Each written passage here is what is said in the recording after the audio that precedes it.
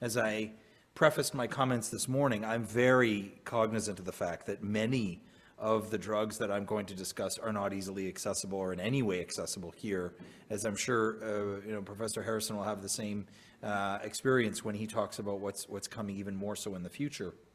But I do want to get back to basics, right? How do we make decisions in myeloma? Even if the toolbox is smaller, relatively speaking, there still is not a simple algorithm in myeloma. And so we make those decisions based on patient disease and treatment characteristics, which I don't need to instruct this group on, because you're all very experienced clinicians or involved in the field where you understand that we have to tailor therapy to using every option that you have. I will review a little bit. We've made some comments about this already, so I'll be brief on this part of this notion of not saving the best for last. But then obviously also thinking of that strategy to maximize benefit and overcoming resistance with these new mechanisms of action. And I'll just give you the high points of these now 5 phase 3 clinical trials in early relapse. So sometimes we get all hot and bothered about frontline therapy, and we get really excited about what Simon's going to share with us with respect to future therapies and bispecifics and CAR-Ts. But the majority of patients land in the middle in many respects. And so that's where we're focused today, of thinking, how do I approach that? And now we have 5 different, again, I know you're not have them as easily accessible to you, but we have 5 major phase 3 trials, and there are some themes that we can learn from each of them. And we'll talk just a little bit at the end about heavily resistant myeloma.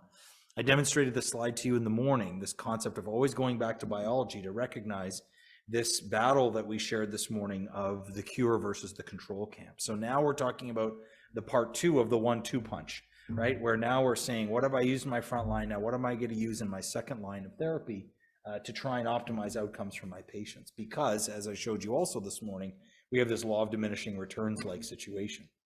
So my suggestion is that it is not a simple algorithm, that if you ever get those surveys that say, what is your favorite second line therapy for myeloma? And I'm like, well, it really depends on what happened, on this and that, and there's no it depends button.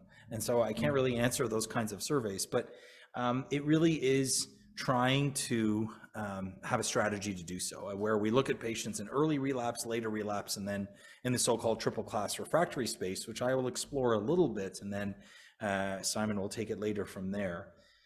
4 principles I'm going to suggest, that no matter what drugs you have accessible or not, no matter what the circumstance of the patient, that I would emphasize these 4 as we go through.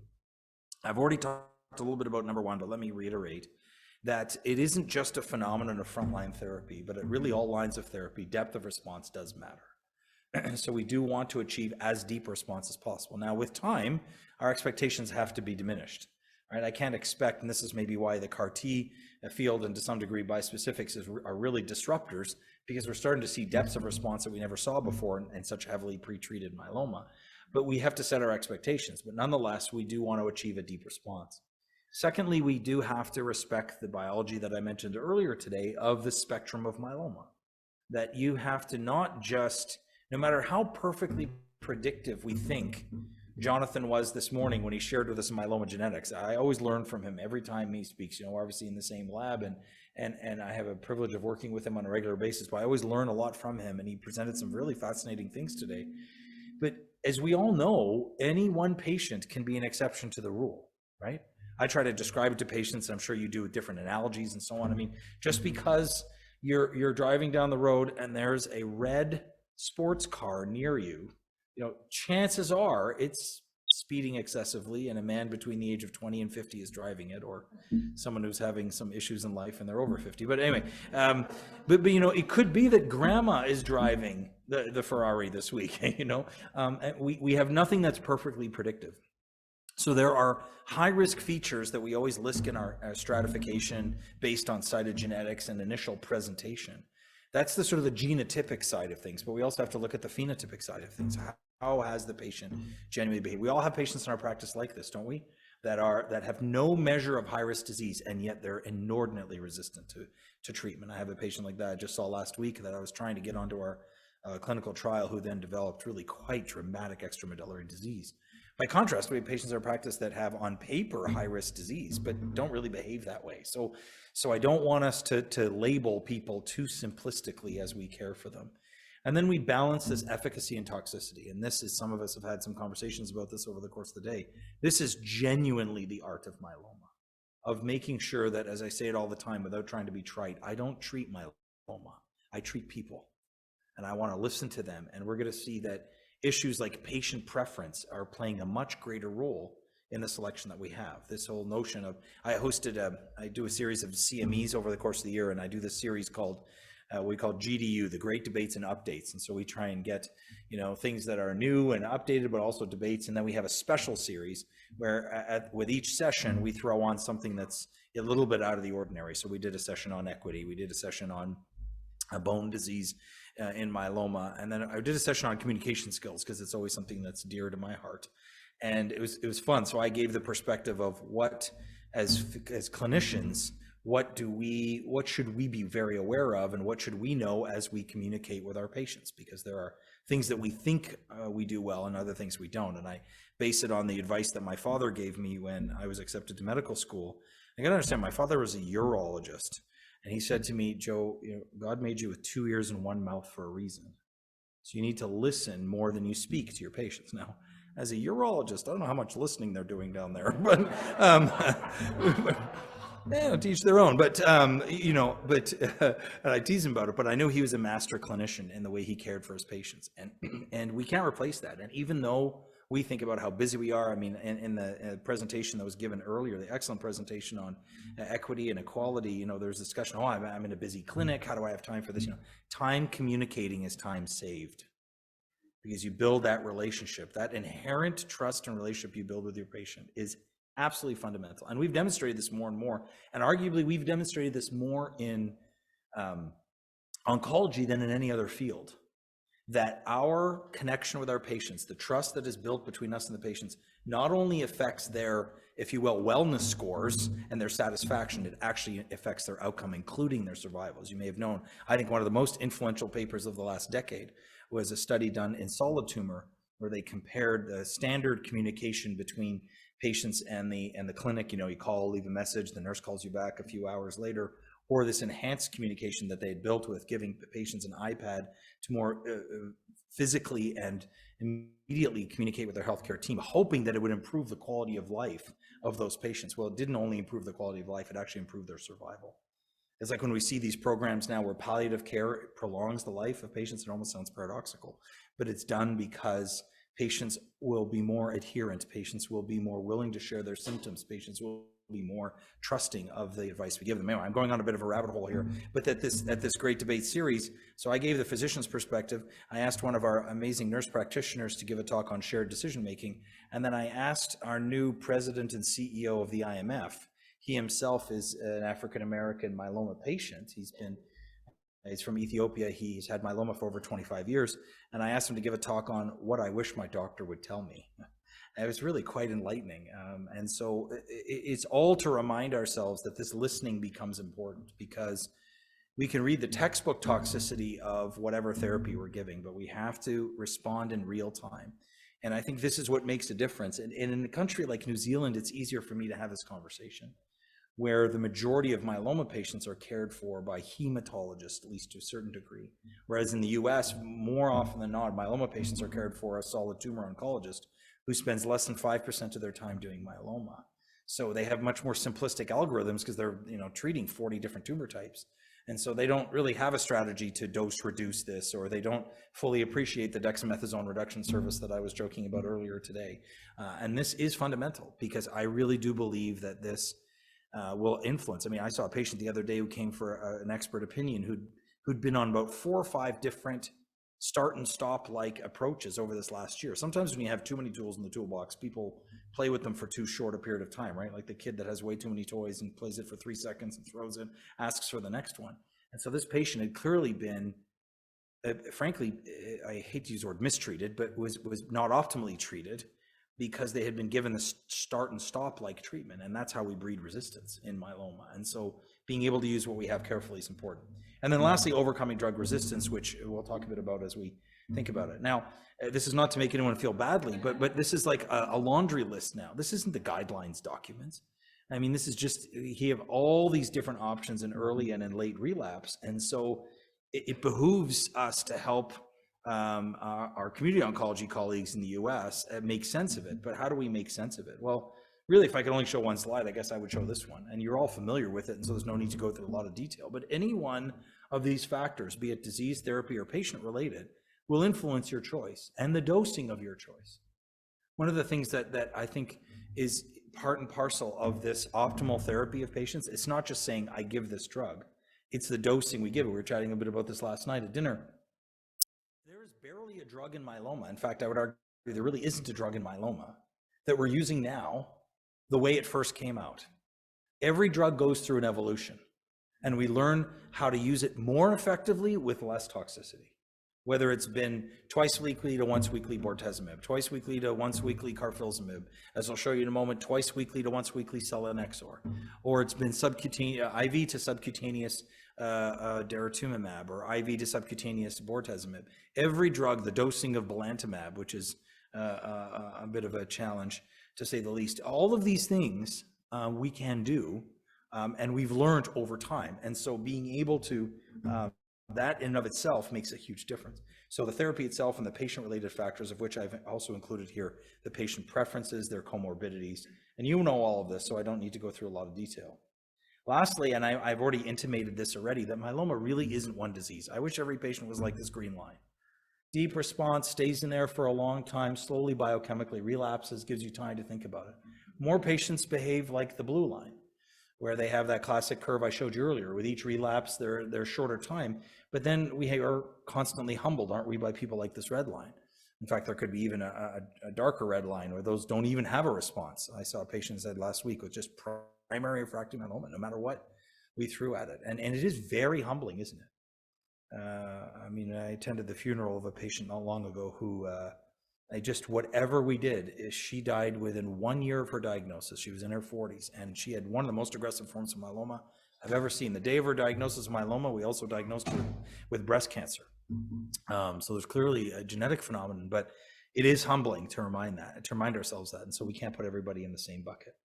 So last year, we wrote a guideline document as the International Myeloma Working Group, the MWG. This is an international consortium, so we tried to be as inclusive as possible of all the different options, knowing that in many countries the options are limited, and we know particularly in New Zealand, these options are even more limited.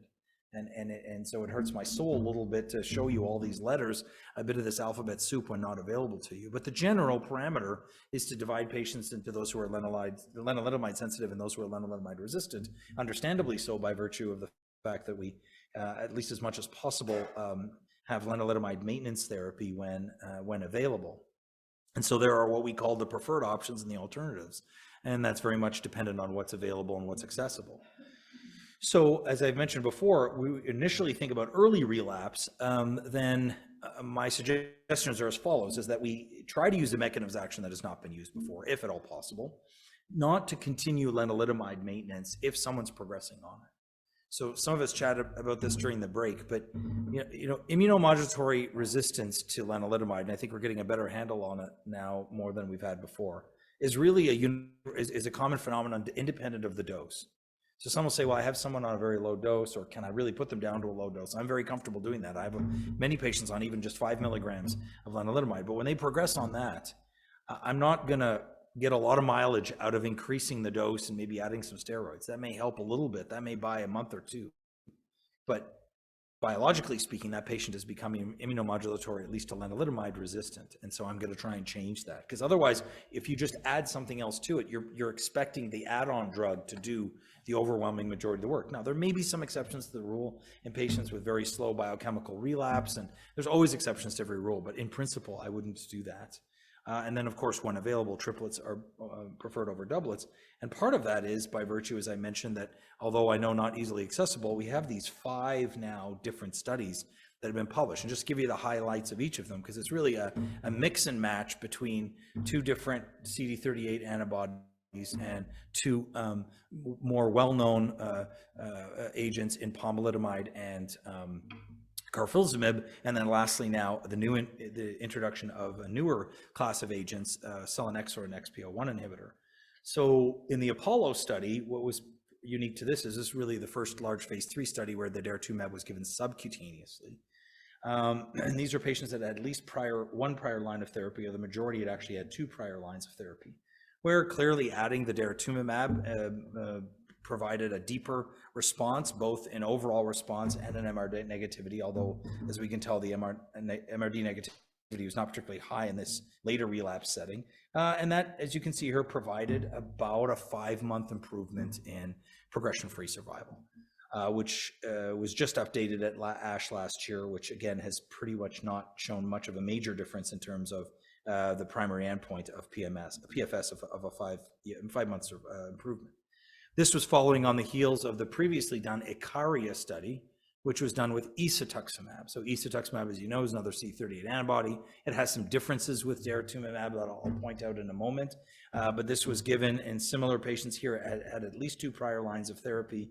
And we saw a very similar result, right? A 5-month improvement in progression-free survival on the ISA PD arm versus the PD, driven by about a 25% improvement in response rate. There was a trend towards overall survival, but we're still waiting on this longer to see if that really holds true. The other 2 combinations now with carfilzomib as the other partner, whereas carfilzomib was typically used later. We're typically trying to use it now a little bit earlier in the disease course under this umbrella of what I said before, not saving the best for last. The first of the 2 studies was the CANDOR study that included carfilzomib with daratumumab and carfilzomib alone. And in this study, carfilzomib was still given twice weekly, although there's a smaller confirmatory study to use it on a weekly basis. And again, we saw a significant difference in response rate and an improvement, significant improvement in progression-free survival. And so more recently, just updated actually a few weeks ago, I had the privilege of being a part of this study, the IKEMA study, where we did the same thing with isatuximab and carfilzomib. Carfilzomib has gone through its own evolution in terms of people's comfort using it. And I think even between these 2 studies, we saw greater comfort in using it, so that the control arm of these 2 studies were actually quite different. Meaning the carfilzomib alone arm in IKEMA had, although we're not cross-trial comparing in detail, was superior to that in CANDOR, where now we just recorded this PFS now of the KD arm was, you see, 19 months, but now it's just short of 36 months. So 3-year PFS from a single intervention in early relapse. So again, we're definitely moving the needle further than we were before, and again, driven by a deeper response with about a third of patients achieving MRD negativity. So what of these 2 drugs? They're both very useful and helpful agents. There's a different dosing. Now we can give the DARA subcutaneously. You know, we give it weekly for 8 weeks, every other week for 16 weeks, and then once every 4 weeks, whereas ISA is given only weekly for the first month, but then indefinitely is given every other week. Bottom line is that they're very similar agents. And this becomes perhaps a more important discussion in Simon's lecture later, and I think was also raised earlier in Jonathan Keats' talk about, can I go from one BCMA strategy to another? Can I go from one GPRC5D strategy to another? What about the CD38? So we did try to explore this, and sorry, I didn't add this slide in, but we published a paper just recently where we took patients who were DARA resistant, who had progressed on DARA, and gave them isatuximab monotherapy, granted, and we really didn't see much of a signal of response. So one can't immediately overcome the other. We have a lot to learn about CD38 resistance.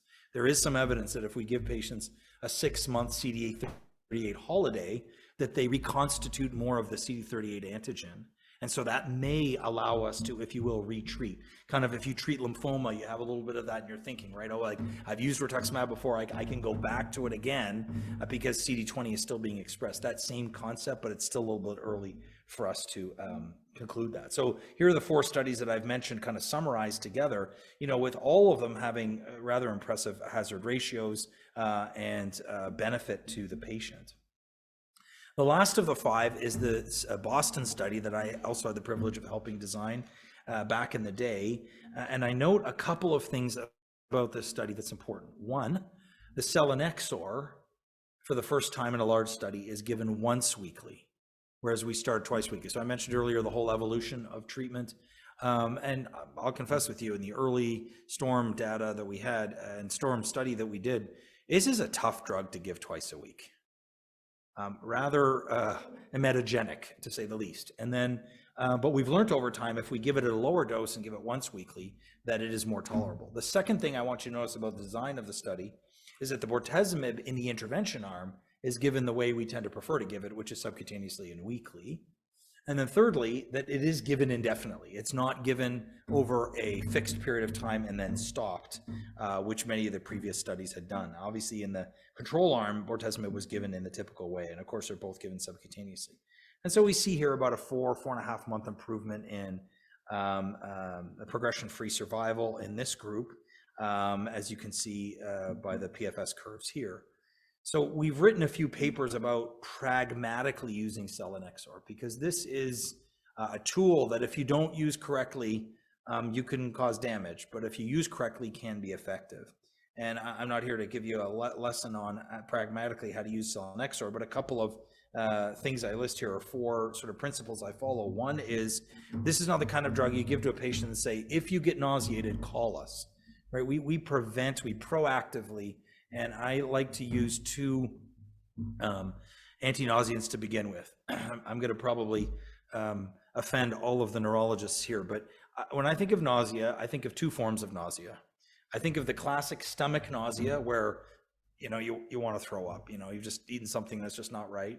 And then there's what I call the head nausea, which if you want to learn more about, just come to my house on a Saturday morning, and my 2 teenage daughters just have that, like, I don't want to get out of bed, don't bother me. I just, you know, I have it, not exactly a failure to thrive, but one of my daughter's favorite words, you know, meh, right? So it makes you feel a little meh, right? And so in my experience, giving a 5-HT3 antagonist helps a lot with the stomach nausea. And then giving an olanzapine at very low dose, right? So not at the psychiatric dose, but that olanzapine helps a little bit with what I simplistically call the head nausea, where people have that reduced appetite and that sort of less vigorous view of life. We hydrate those patients particularly well, and we particularly monitor them that first month. I tell every patient, the worst month is the first month. Let's get you through this first month, and more often than not, their body adjusts to it and they're able to continue it. And so we talk to them that if you miss 2 meals in a row, we want to hear about it. And they're typically coming in once a week anyway, because we're giving them the bortezomib at that time, or in some cases, in my case, we can sometimes use carfilzomib. And that's when we have a little chat with them and see, and we have the nurses check in with them to make sure that they're eating well. And we found that it's much more sustainable in the long term. The starting dose in Boston was 100, and I can confess my sins to you because we're friends here today, that I often have a lower starting dose of 60 or 80 because I found that to be significantly more tolerable. So my take on Boston is that, you know, I'm glad to see that we can use it weekly. I'm glad to see that we have a totally new mechanism of action. I'd love to geek out with you and tell you about how XPO1 works. It's in simplistic term, it's a fascinating concept of being able to as opposed to allowing the good tumor suppressors in the nucleus to dissipate as they normally would, as they dissipate as at a faster rate in malignancies in general, in particular in myeloma, that pathway that we lose good things like TP53, we can actually now keep them in the nucleus by blocking that pathway. On the other hand, I'll confess, bortezomib isn't always my favorite relapse therapy because of the neuropathy, although often that's what we have available to us. And so we have to be careful with the neurotoxicity, although using it weekly was definitely much better. As I mentioned, don't dismiss the toxicity.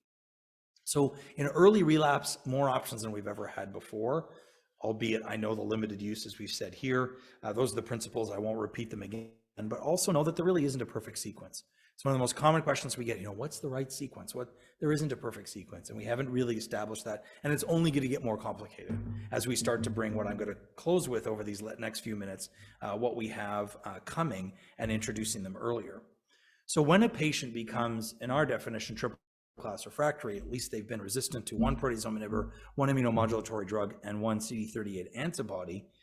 These are right now the major options we have. I won't go into much detail with CAR T and CAR T cell therapy because Simon's going to cover that shortly. But we have now, and I've shared with you selinexor already, we have now our first approved BCMA targeted therapy. So you're familiar with BCMA, or B cell maturation antigen. This is really quite prolifically expressed in myeloma. Now, in keeping with the discussion I had a few minutes ago about CD38, I like to point out that BCMA and CD38 are different in many ways. One, although they're very similarly expressed in terms of the number of myeloma patients, at least early on.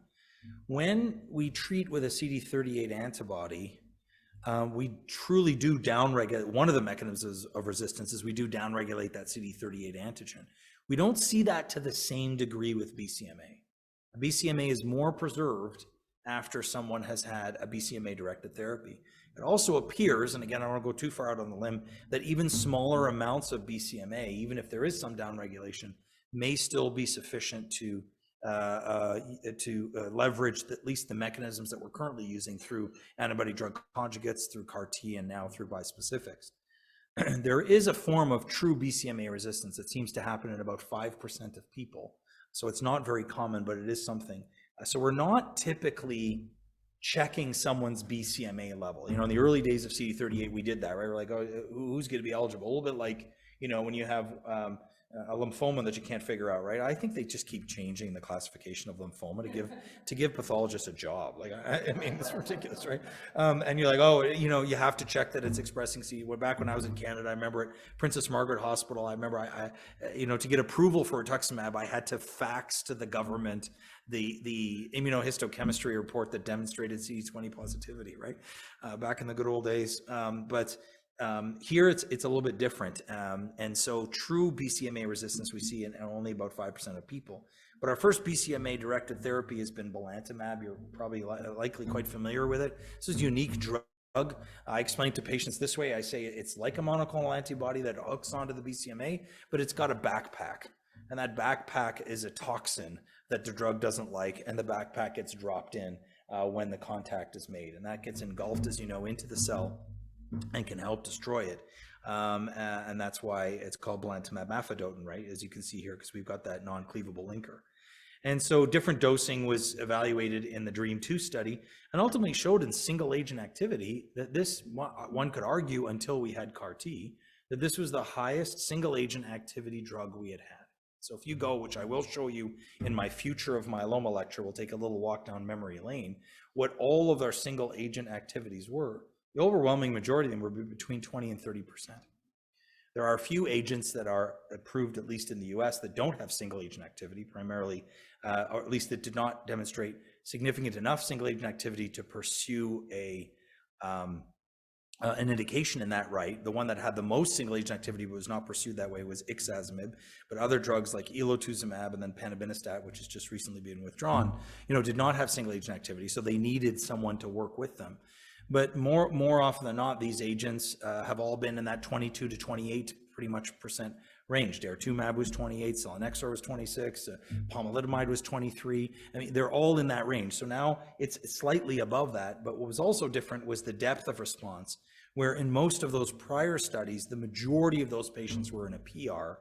Here in this situation, you see that of those patients listed there, of the 30 that responded, 15 of them were in a VGPR and 1 was in a CR, 2 was in a stringent CR. So 60% of them had VGPR or greater.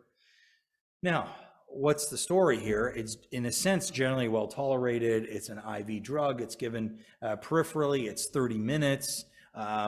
We were just this week discussing with our pharmacist the pre-medication. I said it's one of those agents that we have to pre-medicate the healthcare team more than the patient because, you know, everyone in the infusion center is so used to having, how come there aren't more pre-meds, Dr. Mikhael? And by the way, just as a side note, really carefully evaluate your pre-meds. For CD38 antibodies, I almost never use pre-meds after cycle 1. That's part of my dexamethasone reduction service, right? You know, we're giving all these people diphenhydramine and they're sleeping for the rest of the day. And, you know, like really be careful how much we're giving them subsequently, especially if you happen to be using montelukast. But the issue with this drug is keratopathy, right? And so I'm sure you're all familiar with it. It's a challenging drug in that way.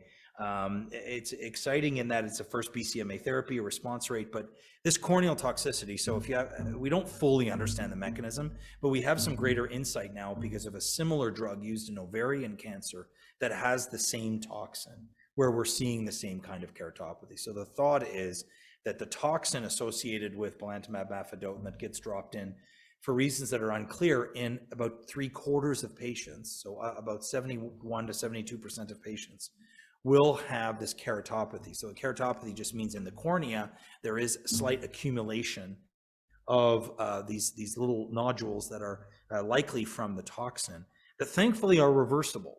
I mean, we see this reversible, and you can never say 100% of cases because there are patients that were lost to follow-up from DREAM-2, but in all who were followed, it ultimately disappeared. So that's encouraging. And although 3/4 of people get keratopathy, a little under half have a symptom with it. So many of these patients are asymptomatic, but nearly half of them will have a symptom, of which the top two symptoms are blurriness of vision and dry eyes. So there's a program where they're given eye drops, which may help a little bit, but the blurriness of vision can be very concerning for people.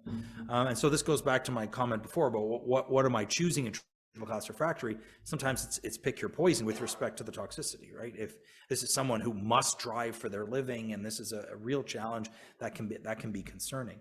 So in the US, with this risk mitigation strategy program that we have, a patient cannot receive the drug until they are seen by an eye specialist, be an ophthalmologist or an optometrist, prior to each dose to demonstrate that their keratopathy is grade 1 or less. If they have grade 2 or higher keratopathy, then we have to hold the drug and we may have to actually dose reduce the next time around. And so what we have started to see, unfortunately, is that a significant fraction of our patients get keratopathy. The drug is meant to be given every 3 weeks. No one knows the perfect recipe. I'll throw out my recipe because I know we were talking earlier about how I give belantamab. I had 2 patients just a few weeks ago who had their 1-year anniversary of being on belantamab. And I said, let's go back and see actually how many doses you had, not how many doses we had planned, because they had both experienced keratopathy on and off, because it's a sort of waxing and waning phenomenon. And turns out that they were almost identical, that they had received a dose of belantamab basically every 7.5 weeks. So I'm not being a prophet. I'm going to be a prophet later, but I can't predict the future. We're now doing the studies, looking at different dosing strategies. But now, off clinical trial, and the patients I have in the clinic, I typically say to them, we're going to give you your first 2 doses, and then we're going to plan to wait a little while. And I wonder if giving a dose every roughly 8 weeks thereafter might help us prevent that keratopathy, because I'd rather prevent it than have it in hold. Now, what's fascinating about this drug is that you'll know pretty quickly if someone's responding, typically after those first 2 doses. It's the responders that I want to persist on, obviously. But interestingly, despite all those dose delays, the majority of patients who respond will stay in response, even off therapy. I saw a patient last Tuesday in clinic. Her last dose of belantamab was in February. Because of her keratopathy, and thankfully her response has been pristine. She had failed one of our bispecific trials actually and had done well with belantamab. So this is a drug that I think we're still in the evolution of learning, but we can't underestimate the value of being able to give a drug quite simply, especially in the US system where the community oncologist wants to give it in the clinic. We don't have worries of cytokine release syndrome and ICANS and these other things that we're going to be hearing about later. But of course, it is not nirvana, right? It is not the perfect drug yet. So I'm going to skip the CAR T here because I know I'm not trying to cause any seizures here because we're going to have CAR T in a moment. But let me conclude with more heavily resistant myeloma. And again, I'm trying to go back to principles as opposed to saying I like this drug or I like that drug. But we've all been in this situation. We know that even as Jonathan showed to us with acquiring mutations, with time people can get very heavily resistant myeloma, can express it in different ways with extramedullary disease, CNS disease. There are certain organs that are particularly worrisome, of which I would argue the top 2 are CNS myeloma and hepatic myeloma. You see significant myeloma in the liver. I've rarely seen a patient live more than 3 months beyond it. CNS we're getting a little bit better at, but these are just worrisome areas that we're changing the course, if you will, of myeloma with the new therapies that we have. So as much as possible, come at the disease with multiple combination drugs. They need continuous therapy. In fact, my general rule for high-risk patients is combination, continuous, seeking the deepest response with inclusion of a proteasome inhibitor. Introduce a mechanism of action if you can. Look back and see, is someone truly resistant? Maybe they had bortezomib before their transplant, but they were never truly bortezomib resistant. That may be an option.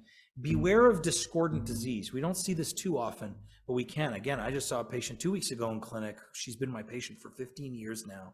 She has a very unusual form of myeloma, but there's a discordance. She has myeloma in her jaw. It's not osteonecrosis of the jaw. It's genuine myeloma in her jaw. And the myeloma in her jaw has a certain course and her serum markers have a different course. And, Simon commented earlier that serum markers aren't always perfect, but I'm convinced she has two separate clones. I mean, you see this right in certain kinds of lymphoma, right? Where you have literally two kinds of lymphoma, or in CLL, where you have a hematological, a marrow versus a nodal response or nodal disease that is different. So beware of that, right? Especially in late stage disease. Especially beware of the oligosecretory disease or the non-secretory disease, because then it's like the disease is hiding from you and it's more evil. No comments on the axis of evil here, but this disease becomes very, very challenging in that way. Respect the biology evolving disease. I mean, we've all seen patients. I've seen it. I'll never forget a patient who came in and she had complained that she had a lump in her breast, and we were concerned because she had had a family history of breast cancer. She was a young woman, and this was a Wednesday. And I remember I called my breast cancer colleague and I said, look, this is a young patient of mine. I'm a little concerned about it. She said she's felt this lump. I wonder if you can see them. And said, oh, no, don't worry, Joe. I'll see them on Monday. So 4 days later, but 2 days later on the Friday, the same patient called me back and said, doc, actually, I feel a lump in the other breast. So what does that mean? Cancel the breast consult. And now that's 2 plasmacytomas.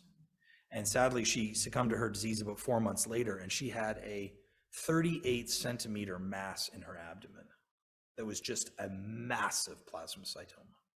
I'd rarely seen something before. Abdominal plasmacytomas, by the way, in the peritoneum and in that area, if you detect one, especially if you detect it relatively early, look carefully at the histology. Many of them have lymphoma-like histology to them or blastic features.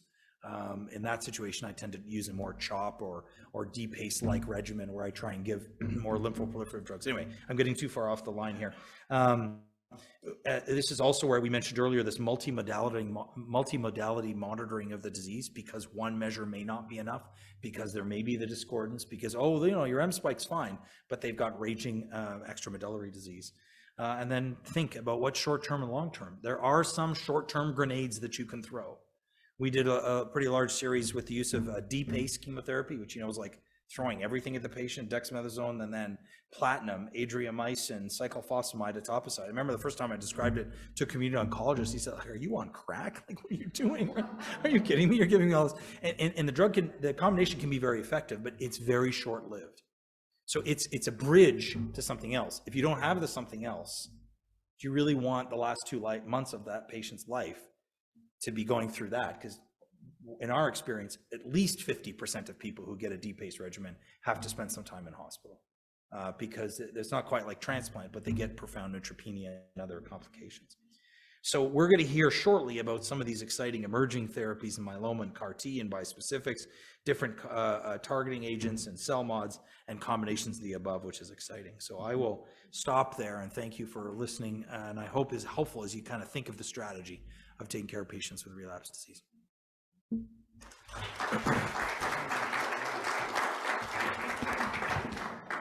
Thank you, Joe. Another excellent talk. I just have a comment to make. In New Zealand, our problem is that we have Cybodex as first line, followed by transplant, followed by len maintenance. We don't have any other drugs approved here. We don't have carfilzomib, no pomalidomide, no DARA. We don't have any center in New Zealand who can offer CAR T cells. So we have no options in patients with relapsed refractory myeloma, especially in the young group, which is unfortunate. Any questions from the audience? That was a depressing comment, by the way. I was waiting for something there. I'm aware of that, unfortunately. I mean, it's a tragedy. As you know, I've had the privilege in the past to try and advocate specifically here in New Zealand for greater access, and I will continue to do that. Imagine how much would change if you had even access to one of those few you mentioned, to carfilzomib, to pomalidomide, to daratumumab. Those, let alone here, I'm showing you phase 3 trials where we're using them together indefinitely. Just give me one of them, right? So I really hope that we can change that, and I know that's part of the discussion even tomorrow. Simon. Joe, I was wondering, with that comment in mind, I'm reluctant to ask the question, but if you have extramedullary relapse, do you have any particular bits of advice? I mean, you've sort of mentioned about the hepatic But are there any agents, if you could access anything, that you would say, actually, this would be what I'd really try to go for? Yeah, it's really good. You know, we've had a history of asking that question. I remember in the earliest of days, we said, oh, well, bortezomib, or even then when we called it PSI 341, you know, it seems to have unique activity in extramedullary disease. And I think what we've learned over time is that extramedullary disease, although it has obviously unique biology in the sense that it exists in the extramedullary space, it's still myeloma. So the best treatment, like when someone says, how do I treat CNS myeloma? I still want to use the best treatment systemically for myeloma. But then there's a few add-ons, right? The add-ons, as we've already mentioned, of properly imaging them, of potentially using radiation, especially if it's compromising an organ or potentially soon to compromise an organ. I mean, we always think of, you know, cord compression, but there are other places where we can help. And it's always this chicken and the egg phenomenon. Do I treat systemically first to shrink it so that the radiation field is smaller, or do I radiate first, right? One of the most difficult things I have in the community is teaching community oncologists that you can actually radiate and give treatment at the same time.